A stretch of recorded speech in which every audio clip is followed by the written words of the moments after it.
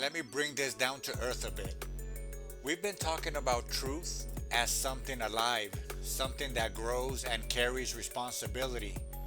But here's the uncomfortable part.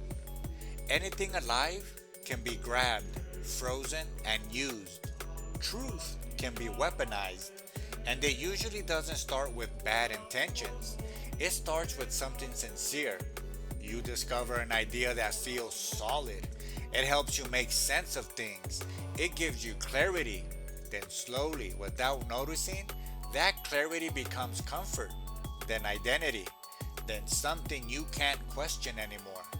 And that's when things shift. Instead of truth helping you explore, it starts helping you defend. The language of seeking turns into the language of protecting. And protecting often means pushing away anything that challenges you. The prophet Isaiah warned about calling good evil and evil good. That's not just about obvious corruption. It's about how easy it is to bend language to protect what we're already attached to. When identity or power becomes more important than honesty, truth gets twisted. Yeshua, or Jesus, went after this as well. He criticized people who looked righteous on the outside but avoided self-examination on the inside. His issue wasn't devotion. It was devotion that had become untouchable, so protected that it couldn't admit fault. The Buddha said something simple but sharp. Hatred never ends through hatred. Even if you believe you're right, if you're fueled by contempt or self-righteousness, you're going to cause harm. Being correct doesn't automatically make you compassionate. Heraclitus basically said we humans are good at mistaking a piece for the whole. We grab onto a fragment of understanding and treat it like a final picture. And once we do that, we get brittle.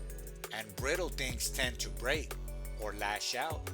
The Tao Te Ching takes it a quieter angle.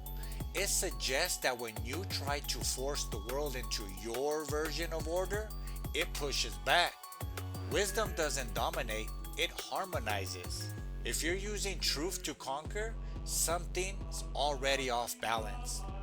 Across all traditions, there's that shared warning. Truth becomes dangerous when we start to possess it. The moment it turns into my truth versus yours, ego sneaks in, then comparison, then hierarchy, then subtly control. And history is full of examples. Religious doctrine used to exclude. Political ideologies hardened into systems that won't accept critique. Even science, meant to question itself, has had moments where it dismissed inconvenient evidence. This isn't about one culture or one era, it's a human pattern. And honestly, I think fear is usually underneath it. Uncertainty is uncomfortable. Revision is humbling. Dialogue exposes our limits. So instead of staying open, we fortify our position. We turn our belief into a fortress. Inside that fortress, doubt feels like betrayal. Complexity feels threatening. But the antidote isn't throwing away conviction. It's pairing conviction with humility. Jewish rabbinic tradition preserved arguments side by side. They didn't erase any disagreements. They treated them as part of the process. Early Buddhist communities did something similar, preserving dialogues, not just conclusions. Even Greek philosophers debate fiercely in public. Friction wasn't failure, it was refinement. The pattern is clear. Truth stays healthy when it stays in conversation. The real danger isn't strong belief. It's belief that refuses examination. Without humility, conviction hardens into dogma. Without conviction, everything dissolves into whatever. We need both firmness and flexibility. So maybe the real question isn't, am I right? Maybe it's, Does this belief invite conversation or shut it down? Does this belief make me more compassionate or more contemptuous? Does it open space or close it? A lot of harmful ideas hide behind language of protection. We're just preserving order. We're defending the sacred. But when protection refuses reflection, it slowly turns rigid. Any rigidity suffocates the very thing it's trying to save. If truth is alive, it can't be frozen in one formula forever.